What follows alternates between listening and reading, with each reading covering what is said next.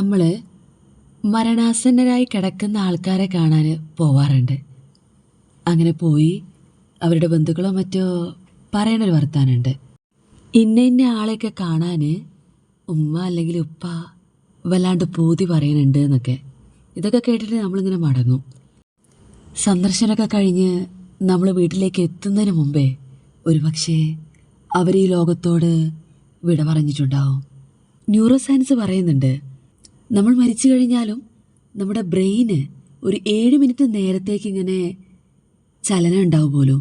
ആ സമയത്ത് നമ്മൾ അത്രയും കാണാൻ കൊതിക്കുന്ന ചില ഓർമ്മകൾ ഒന്ന് റിവൈസ് ചെയ്തു തരുമെന്ന്. മുന്നേ പറഞ്ഞ ആ കാണാൻ പൂതി പറയലും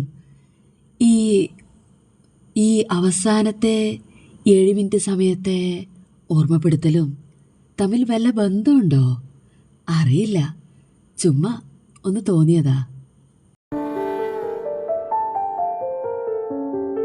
പോകേണം നാളെ മറയേണം മണ്ണിൽ എന്നുള്ള ചിന്തയ്ക്ക് അറിവുണ്ടു വിണ്ണിൽ.